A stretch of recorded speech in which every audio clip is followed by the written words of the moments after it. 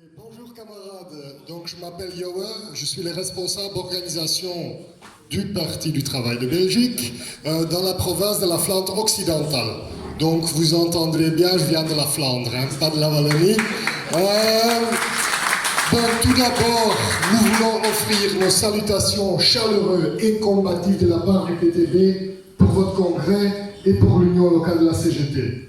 Donc ça m'a demandé de parler de trois choses brièvement. D'abord, par rapport à la situation en Belgique aujourd'hui, après le 26 mai 2019. Deuxièmement, par rapport au bilan qu'on tire de la lutte et de la victoire contre les pensions à points en Belgique.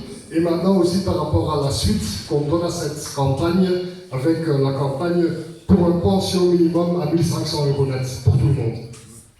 Donc le 26 mai, on a eu des élections fédérales, régionales et européennes en Belgique. On a beaucoup trop d'élections et beaucoup trop de parlements, ça c'est clair. Mais le 26 mai là, il y a 584 000 personnes qui ont voté pour le PTB. Ce qui fait que dans les différents parlements, au Parlement fédéral, on est allé à 12 élus au lieu de 2, au Parlement flamand à 4 au lieu de 0, Parlement wallon au 10 au lieu de 2, Parlement bruxellois, ouais, encore un Parlement à 11 de 4, et au Parlement européen, on a eu notre premier élu, Marc Botenga.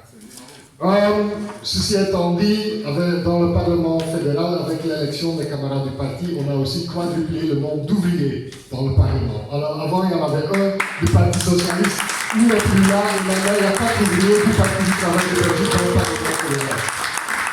Pour nous, c'est une victoire importante au niveau politique et organisationnel, et c'est d'autant plus important pour nous de bien tirer des leçons de cette campagne si on regarde dans le contexte européen où les forces communistes stagnent ou reculent et que les forces d'extrême droite montent par vagues et malheureusement exponentiellement. À notre congrès de renouveau en 2008, nous avons analysé que nous sommes dans une phase défensive après la chute des pays socialistes et avec l'offensive du néolibéralisme. Nous croyons qu'on est toujours dans ce cas-là et la montée des forces nationalistes et d'extrême droite affirme cela. Nous soulignons donc l'importance et la nécessité de nous développer comme parti marxiste, comme parti communiste, qui a un impact réel sur les masses populaires. Un parti de principe, mais souple dans la tactique, et un réel parti de la classe ouvrière. C'est pour cette raison-là que nous voulons avoir des mégaphones, des porte-voix, dans l'ensemble du pays, afin de mieux savoir diriger la lutte de classe. Le PTB, c'est un parti révolutionnaire, ce qui implique que notre travail parlementaire se fait dans le cadre du renforcement de la lutte de classe et pas l'inverse. Par exemple, pendant les négociations sur le gouvernement, il y a quelques mois, on a d'ailleurs refusé de participer au gouvernement, vu qu'on ne voulait pas devoir appliquer l'austérité et que les promesses du Parti social-démocrate d'avoir un gouvernement de gauche étaient fausses. Donc ce n'est pas parce que tu as un gouvernement avec des partis politiques de gauche, mais si tu as un programme de droite, c'est sans le PTB. Le 26 mai, nous n'avons pas seulement eu une victoire électorale, on a su avancer politiquement en mettant des points de notre programme sur l'agenda, comme le pension minimum à 1 500 € net, ou la lutte contre la chasse aux malades de longue durée. On a aussi su avancer organisationnellement. Il y a 10 ans, le parti avait 2 500 militants. Aujourd'hui, on compte 20 000 membres. Un parti national, le seul parti national qui reste en Belgique, avec des camarades wallons, flamands, bruxellois, qui luttent tous ensemble pour la même cause. C'est d'autant plus important aujourd'hui, avec la période compliquée qui est devant nous, parce que la fascisation, la normalisation de l'extrême droite par les partis traditionnels et par une grande partie de la bourgeoisie, et avec l'anticommunisme qui augmente, on a vu la vote sur la résolution anti-européenne, anticommuniste, qui est un bon exemple de ça. Donc pour nous, on voit trois raisons importantes, trois raisons principales pour la victoire qu'on a eue le 26 mai.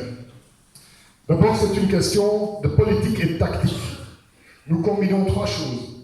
D'abord, notre analyse marxiste, une analyse des classes avec une stratégie de changement, avec une arme d'attaque anti-establishment, contre l'élite politique, contre les faucheurs. Et on couple ça à des revendications positives et concrètes. C'est une approche consciente et spécifique pour attirer des gens qui ont un dégoût de cette politique et pour ne pas les laisser aux mains des fascistes. Deuxièmement, le travail organisationnel. C'est la première fois dans l'histoire du parti qu'on a su mettre au travail l'ensemble du parti, avec tous nos membres organisés dans des groupes, avec nos membres consultatifs, mais aussi avec des milliers de bénévoles non membres du parti qui ont aidé pendant la campagne. Et c'est aussi grâce à ce travail sur le terrain, avec ces camarades-là, qu'on a su adapter nos mots d'ordre par rapport à ce qu'ils vivaient sur le terrain. Nous continuons et nous renforçons le travail avec nos groupes de base, avec nos cellules, dans les quartiers et surtout aussi dans les entreprises et les usines. C'est notre force. Troisièmement, on a investi énormément dans la communication. Pour pouvoir mener la lutte avec les partis bourgeois, et la droite en particulier, on a besoin de nos propres organes de médias. Les réseaux sociaux y sont cruciaux, et nous avons travaillé beaucoup pour ne pas seulement diffuser les infos, mais d'utiliser les réseaux sociaux pour organiser les gens et pour entrer en discussion avec eux. Pour la campagne qu'on a menée contre la pension à points, on voit beaucoup de similarités avec la campagne électorale de 2019. D'abord, nous avons pris le temps pour développer un très bon dossier sur les attaques du gouvernement aux pensions et l'alternative du PTB par rapport à cela. Dans ce cadre-là, nous avons aussi mis en avant un camarade, Kim De Witt, qui est notre porte-parole et notre spécialiste par rapport aux pensions. Il a écrit des brochures, des livres sur la question, et on a su faire des dizaines, même des centaines de formations dans les syndicats par rapport à la position du Parti du Travail Belgique. Et on a aussi popularisé 2 slogans dans le mouvement sur le pension à points. C'était « Ma pension, c'est un droit, c'est pas un tombola ». Et sur l'âge de la retraite, c'était à... Ah non, vous dites ça autrement? Ah non, 67 ans, ça existe ici? Oui, c'est 70 ans. À 67 ans, tous les métiers sont pénibles. Donc, sur base de ça, et grâce à la pression de la base syndicale, entre autres via le groupe de base dans les entreprises, on a su unifier les différents syndicats sur des mots d'ordre clairs. C'était un front commun, qui avait un plan d'action, avec des grèves, des actions nationales et des mobilisations provinciales. Une de ces manifestations locales a su mobiliser 7000 personnes à Courtrai en octobre 2018, juste à 2 semaines avant les élections municipales. C'était la plus grande manifestation dans la région depuis 20 ans, et après une campagne d'environ 1 an et demi, le gouvernement a, avec les élections fédérales en vue, temporairement plié et abdiqué au plan du pension au point. Pendant les élections de 2019, la revendication de la pension minimum à 1 500 € net a été reprise par plusieurs partis. Les sociodémocrates, les fascistes, même les libéraux flamands, il faut le faire, mettaient ça en avant dans la période préélectorale. Entre-temps, 8 sur 10 Belges sont favorables à cette revendication, aussi au nord qu'au sud du pays, chez les jeunes, chez les moins jeunes. Le 11 septembre, nous avons lancé une campagne de masse pour gagner la pension minimum à 1 500 € net. Pour ceci, nous comptons d'introduire la première loi d'initiative citoyenne en Belgique. Si 25 000 personnes signent cette demande, on peut introduire la loi au Parlement. Nous nous sommes mis comme objectif de récolter au moins 100 000 signatures d'ici le 15 janvier. Entre-temps, 67 000 Belges l'ont signé. On a choisi cette campagne pour 4 raisons. D'abord, c'est une revendication dans laquelle on peut démasquer le caractère hypocrite des partis traditionnels et des fascistes. Une fois que la loi sera introduite, les autres partis devraient montrer leur vrai visage par rapport à cela. Les propositions de loi de notre parti sur les pensions dans l'ancienne législature ont été rejetées cas par cas par ces partis. C'est aussi une campagne qui réaffirme le caractère national de notre parti. On le mène partout dans le pays, de Liège jusqu'à Ostende, et c'est une campagne offensive qui défend le caractère national de la sécurité sociale dans notre pays.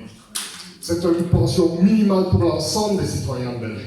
Dans ce cadre-là, c'est donc aussi une campagne concrète contre le nationalisme et contre le racisme dans notre pays.